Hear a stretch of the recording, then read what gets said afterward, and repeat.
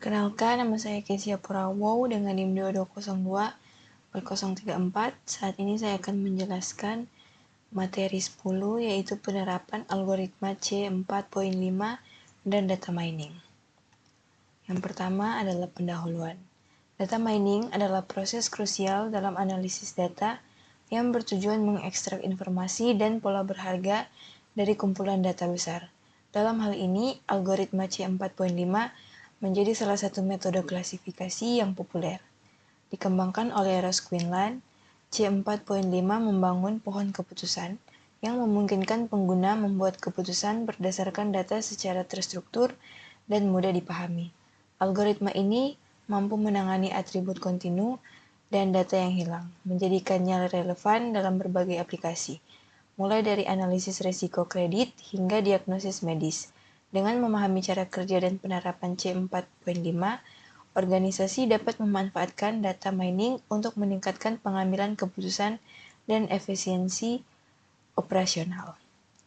Selanjutnya, definisi data mining. Jadi, data mining adalah proses ekstraksi informasi berharga dari kumpulan data besar menggunakan teknik analisis dan algoritma untuk mengidentifikasi pola, tren, dan hubungan yang berguna untuk pengambilan keputusan. Keuntungan data mining. Yang pertama, peramalan. Perkiraan tren pasar, prediksi perilaku, dan identifikasi pola otomatis. Yang kedua, analisis, itu membantu bisnis dalam memperoleh informasi berbasis pengetahuan dan membantu perusahaan memahami jenis pelanggan. Yang ketiga, efisien, mengoptimalkan manajemen dan waktu, proses pengambilan keputusan yang lebih cepat. Selanjutnya, pengantar algoritma. Algoritma C4.5 yang dikembangkan oleh Ross Quinlan pada tahun 1993 adalah metode klasifikasi untuk membangun pola keputusan. Algoritma ini dapat menangani atribut kontinu dan data hilang serta membagi data berdasarkan atribut yang paling informatif. C4.5 banyak digunakan dalam analisis risiko kredit dan diagnosis medis, memberikan hasil yang mudah dipahami untuk mendukung pengambilan keputusan berbasis data. Selanjutnya akan dijelaskan oleh teman sekelompok saya. Terima kasih. Baik, perkenalkan nama saya Faisal Asa. Di sini saya akan melanjutkan penjelasan dari teman sekelompok saya, yaitu ada 3 langkah utama cara kerja algoritma C45.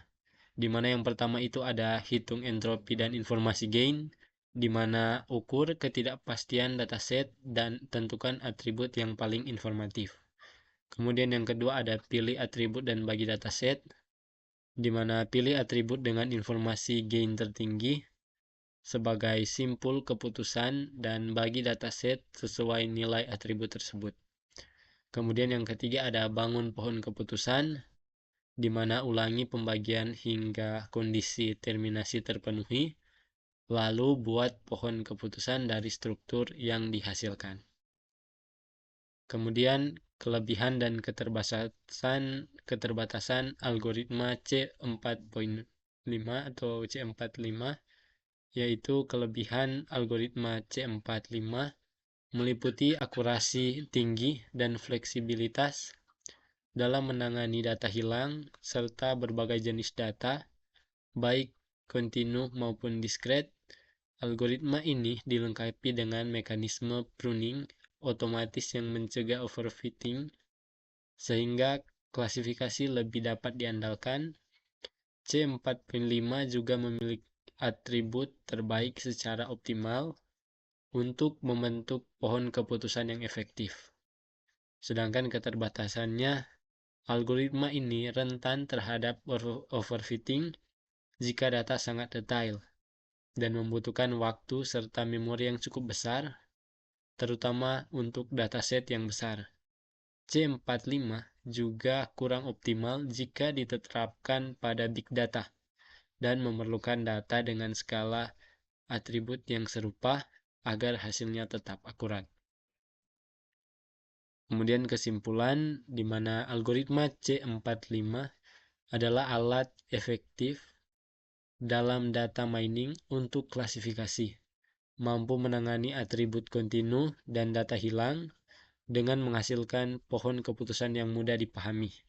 C45 membantu pengguna menarik wawasan dari data yang kompleks dan telah diterapkan dalam berbagai bidang seperti analisis risiko kredit dan diagnosis medis. Kemudian meskipun menawarkan akurasi tinggi dan mekanisme pemangkasan untuk mencegah overfitting, algoritma ini juga memiliki keterbatasan seperti penurunan kinerja pada dataset besar. Secara keseluruhan, C45 tetap menjadi pilihan yang relevan dalam analisis data, asalkan pengguna memahami konteks dan batasannya. Baik, terima kasih. Sekian penjelasan dari kelompok kami.